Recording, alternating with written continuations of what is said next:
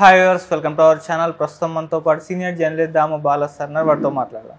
నమస్కారం. నమస్తే sir, Johnny మాస్టర్ది ఈ ఎపిసోడ్ నడుస్తున్న ఈ వేళ ఆయనకు సంబంధించిన ఒక ఆడియో లీక్ అయింది. అందులో ఆయన అన్ని ఒప్పేసుకున్నట్టుగా వైరల్ అవుతున్నాయి సార్ ఆ న్యూస్. అయితే నిజంగా ఆడియో లీక్ అయిందా? ఆడియోలో ఏముంది? మరి ఇదే విధంగా మన జానీ మాస్టర్ని గోవాలో పోలీసులు అరెస్ట్ చేశారు. ఇవాళ హైదరాబాద్ కూడా తీసుకొస్తున్నా అన్నారు. మరి ఎప్పుడు కోర్టులో హాజరుపరిచే అవకాశం ఉంది సార్? యాక్చువల్గా జానీ మాస్టర్ని సైబరాబాద్ ఎస్ఓటి పోలీసులు, స్పెషల్ ఆపరేటింగ్ టీం పోలీసులు గోవాలో పట్టుకున్నారని చెప్తున్నారు. గోవాలో పట్టుకున్నాక మామూలుగా మనకి ఇంటర్ స్టేట్ వేరే స్టేట్లో పట్టుకున్నప్పుడు అక్కడ మ్యాజిస్ట్రేట్ పర్మిషన్ తీసుకోవాలి. అలాగే అక్కడ మ్యాజిస్ట్రేట్ ముందు హాజరుపరిచి అతను తీసుకొని ట్రాన్సిట్ వారెంట్ తీసుకొని ఆ వారెంట్ ద్వారా బెంగళూరు నుంచి హైదరాబాద్కి తీసుకొచ్చారు. నిన్ననే తీసుకొచ్చారు. యాక్చువల్గా ఒక అవుట్స్కట్స్లో ఒక గెస్ట్ హౌస్లో అతను పెట్టారని చెప్తున్నారు. పెట్టి విచారిస్తున్నారు. అంటే ప్రాథమిక విచారణ ఈ ఆరోపణలకు సంబంధించి అతను వాంగ్మూలం తీసుకోవడం అవన్నీ చేసిన తర్వాత కోర్టుకి ఈరోజు ఉప్పరపల్లి కోర్టులో అతన్ని ప్రొడ్యూస్ చేసే అవకాశం ఉంది అన్నమాట. ఎందుకంటే రేపు మళ్ళీ సాటర్డే సండే కాబట్టి ఈరోజే ఖచ్చితంగా బై ఈవినింగ్ ప్రొడ్యూస్ చేస్తారు. సో నేచురల్గా దీంట్లో ఆయన మీద 376, 503, 323, బ్రాకెట్ 2, పోష్ యాక్టు, పోక్సో యాక్టు ఇన్ని ఉన్నాయి. 376 ఏమో రేపు, 506 ఏమో క్రిమినల్ ఇంటిమిడేషన్, 323 ఏమో హర్ట్, తర్వాత పోష్ అంటే prevention of sexual harassment in work place, తర్వాత POCSO protection of children from sexual offences. So ఇవన్నీ ఉన్నాయి కాబట్టి ఆయన మీద తరోగా విచారణ జరుపుతారు. కోర్టు కూడా నాకు తెలిసి ఖచ్చితంగా ఆయన్ని రిమాండ్ విధిస్తుంది. సో జైలుకి వెళ్లాల్సిన పరిస్థితి. కొన్ని రోజులైతే ఆయన జైల్లో త్వరగా బెయిల్ కూడా వచ్చే అవకాశం లేదు. ఎందుకంటే మిగతా చట్టాల్లో బెయిల్ వస్తుందేమో కానీ పోక్సో చట్టం అనేది స్ట్రిక్ట్గా ఉంటుంది. కాబట్టి ఖచ్చితంగా ఆయన కొన్ని రోజులైతే జైల్లో ఉండక తప్పదు. సో ఎవరు కూడా అతన్ని సేవ్ అయితే ఇమీడియట్గా చేయలేరు. ఎందుకంటే పోక్సో చట్టం పెట్టకపోతే పరిస్థితి వేరు. పోక్సో చట్టం అనేది వెరీ స్ట్రిక్ట్. అది 2012లో వచ్చింది, మళ్ళీ 2019లో సవరణ జరిగింది. పోక్సో చట్టం ఏం చెప్తుందంటే ప్రధానంగా చిల్డ్రన్ని, అంటే 18 ఏళ్ళ లోపల ఉన్న పిల్లలు, మగవాళ్ళు కానీ అమ్మాయిలు కానీ ఎవరినైనా కానీ లైంగికంగా వాళ్ళ అనుమతితో కలిసినప్పటికి కూడా, వాళ్ళ అనుమతి తీసుకున్నా కూడా వాళ్ళతో లైంగికంగా కలిస్తే అది కిందకే వస్తుంది. సో ఆ రకంగా ఈ అమ్మాయి 17 ఏళ్ల వయసులోనే ఇతను ఆ అమ్మాయిని లైంగికంగా చేశాడని ఇది అమ్మాయి ఆరోపిస్తుంది 2019లో. సో కాబట్టి ఇతని మీద పోక్సో పెట్టినప్పుడు దాన్ని తరోగా విచారించి అతనికి ఇదవుతుంది, రిమాండ్ వస్తుంది. దాని తర్వాత కస్టడీకి కూడా ఇస్తారు ఖచ్చితంగా. కస్టడీకి ఇచ్చినప్పుడు ఆల్రెడీ వీళ్ళు కొంత మెటీరియల్ గ్యాదర్ చేశారు. ఆ అమ్మాయి కొన్ని సాక్ష్యాలని సబ్మిట్ చేసింది. కొంతమంది ఆ అమ్మాయికి సంబంధించిన వర్క్ ప్లేస్లో ఉన్నవాళ్ళు, వీళ్ళిద్దరి విషయం తెలిసిన వాళ్ళు, వాళ్ళతో కూడా పోలీసులు మాట్లాడినట్టు తెలుస్తుంది. సో అంటే ముందుగా ప్రైమా ఫేసి ఎవిడెన్స్ని పోలీసులు కరెక్ట్ చేస్తారు. ఎందుకంటే ఎఫ్ఐఆర్ పెట్టారంటేనే ప్రైమా ఫేసి ఎవిడెన్స్ ఉందని అర్థం. దాని తర్వాత నెక్స్ట్ కేసు డైరీ ఇవన్నీ కోర్టుకు సబ్మిట్ చేయాల్సి ఉంటుంది. రేపు కస్టడీకి అడగాలంటే కూడా వీళ్ళ దగ్గర తగిన ఇన్ఫర్మేషన్ ఉండి, ఇదిగో ఈ ఇన్ఫర్మేషన్ ఉంది, ఇది కావాలి, ఇట్లాంటి దానికి సంబంధించి అతని ఇది మేము అడగాలి అనేది కోర్టుకి చెప్పాల్సి ఉంటుంది, ఇంకా విచారించాల్సి ఉంటుంది. సో అందువల్ల ఖచ్చితంగా అతను జైల్లో చాలా కాలమే ఉండే అవకాశం అయితే ఉంది పోక్సో చట్టం వల్ల. సో ఈ నేపథ్యంలో రకరకాలుగా స్పందనలు వస్తున్నాయి. కొంతమంది ఏమో ఇతన్ని సపోర్ట్ చేస్తున్నారు, కొంతమంది ఆ అమ్మాయిని సపోర్ట్ చేస్తున్నారు, ఇంకా చాలామంది అయితే మౌనంగా ఉన్నారు. సినిమా ఇండస్ట్రీ పెద్దలు ఎవరు కూడా ఎంటర్ కాలేదు. ఒక నాగబాబు మాత్రమే ఇండైరెక్ట్గా అతను సపోర్ట్ చేస్తూ ట్వీట్ చేశాడు. మామూలుగా నాగబాబు నేను చాలాసార్లు చెప్తుంటాను, అతను అతి తెలివిగా స్పందిస్తుంటాడు కానీ అందరికి తెలిసిపోతుంది అతని స్పందన ఏంటి. అతను క్లియర్గా అతన్ని సపోర్ట్ చేస్తున్నాడు అనేది అందరికీ అర్థమైపోయింది.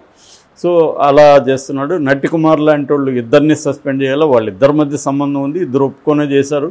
ఇన్నేళ్ళు అమ్మాయి పెట్టట్లేదు, ఇప్పుడు ఎందుకు పెట్టింది అనేది అతను అడుగుతున్నాడు. అతను అడగడంలో కూడా లాజిక్ అయితే ఉంది.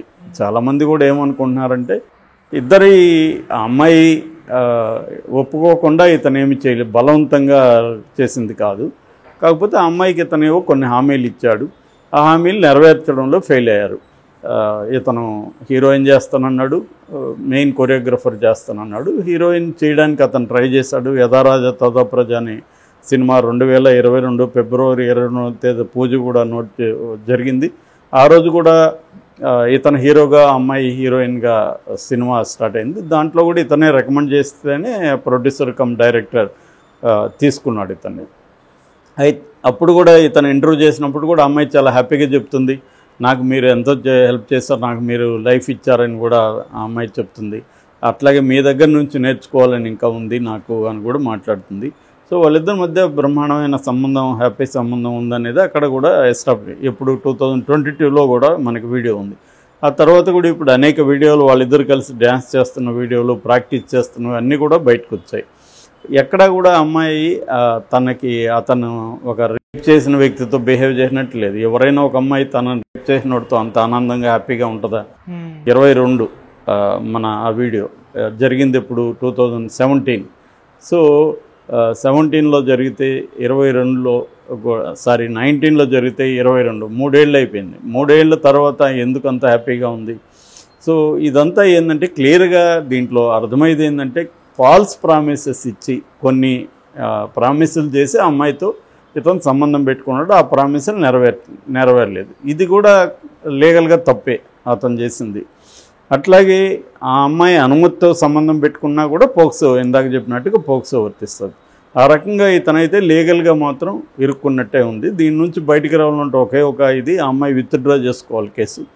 అంత తప్ప వేరే పోలీసులు కూడా సేవ్ చేయలేని పరిస్థితి. అందుకనే ఇరుక్కున్నాడు. అయితే ఇప్పుడు ఇతనికి సపోర్ట్ సిస్టమ్స్ అయితే బలంగా ఉన్నాయి. ఇటు పవన్ కళ్యాణ్ కానీ మెగా క్యాంపు అంతా కూడా ఇతనికి సపోర్ట్ సిస్టమ్ అయితే ఉంది. సో రెండోది ఇతనికి నేషనల్ వైడ్ కూడా పరిచయాలు ఉన్నాయి. ఎందుకంటే తమిళ్లో చాలా పెద్ద విజయ్ లాంటి, ధనుష్ లాంటి హీరోలతో చేశాడు.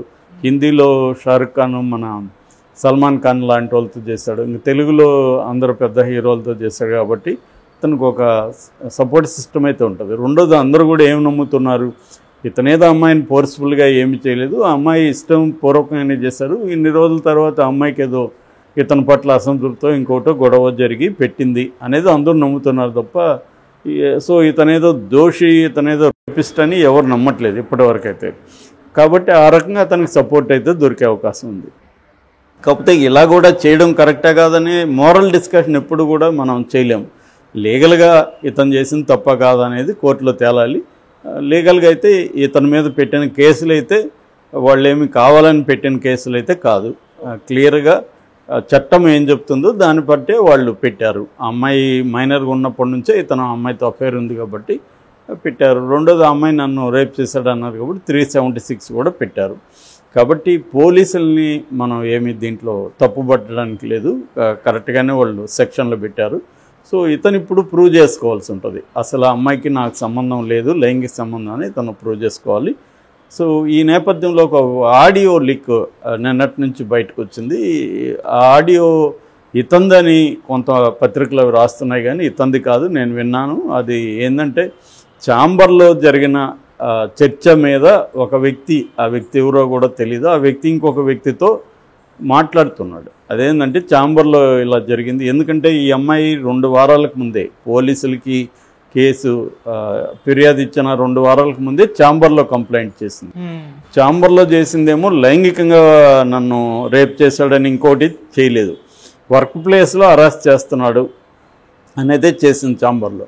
అప్పుడు ఆ ఛాంబర్లో ఆ మీటింగ్లో పాల్గొన్న ఒక వ్యక్తి ఇంకొక వ్యక్తితో మాట్లాడుతున్నాడు. అదేంటంటే ఇది చాలా సెన్సిటివ్ కేసు, మీరు బయట ఎక్కడ మాట్లాడకూడదు, వాళ్ళ పేర్లు యూజ్ చేయొద్దు, Damodar Prasad film chamber president ఆయన క్లియర్గా చెప్పాడు అని దీని గురించి ఒక హెచ్చరిస్తున్నాడు. అంత తప్ప దీంట్లో అతను నిజంగానే చేశాడనో ఇదనో ఎవరు చెప్పలే. సో సినిమా ఇండస్ట్రీలో ఏంటంటే బయట వాళ్ళకి తెలియకపోవచ్చు కానీ సినిమా ఇండస్ట్రీలో ఏం జరుగుతుందో జనరల్గా అందరికీ తెలుసు. మామూలుగా నేను చెప్పాను ఆల్రెడీ, డ్యాన్స్ మాస్టర్లు, స్టంట్ మాస్టర్లకి వాళ్ళ టీం మీద అబ్సల్యూట్ కమాండ్ కంట్రోల్ ఉంటుంది, కొంత ఫీడర్ రిలేషన్షిప్స్ ఉంటాయి. ఇప్పుడు కూడా డ్యాన్స్ మాస్టర్ రాగానే సెట్లో ఫస్ట్ అందరూ ఆయన కాళ్ళకు ఒక డిసిప్లిన్తో నమస్కారం చేయడం, మాస్టర్ అంతా ఉండడం ఇలాగా ఉంటుంది. అది స్టంట్ మాస్టర్లకు కూడా అదే ఉంటుంది. అందువల్ల వాళ్ళు ఒక యూనిటీని, ఒక కంట్రోల్ని పెట్టుకొని నడుస్తూ ఉంటాయి. ఆ ఫెడరల్ రిలేషన్షిప్సే ఉంటాయి. మనకు రాకేష్ మాస్టర్ వీడియోస్ చాలా చూసాం కదా, వాళ్ళ శిష్యుడిని ఎలా చేశాడు. అందువల్ల వీళ్ళు కొట్టడం, అరవడం ఇవన్నీ కూడా చేస్తుంటారు. ఓకే, అది ఇంకా డెమోక్రటైజ్ కావాలా, మరి maybe it takes a lot of time. So ఈ క్రమంలో ఇతను ఖచ్చితంగా అమ్మాయిని తను అమ్మాయి ఒక ఎదగాలనుకునే దీన్ని ఉపయోగించుకొని పెళ్ళయి 2 పిల్లలు ఉన్నా కూడా ఇతను అమ్మాయితో అఫేర్ పెట్టుకున్నట్టయితే తెలుస్తోంది. సో ఆ యాంగిల్లో చూసుకున్నప్పుడు ఇతను చేసింది ఖచ్చితంగా లీగల్గా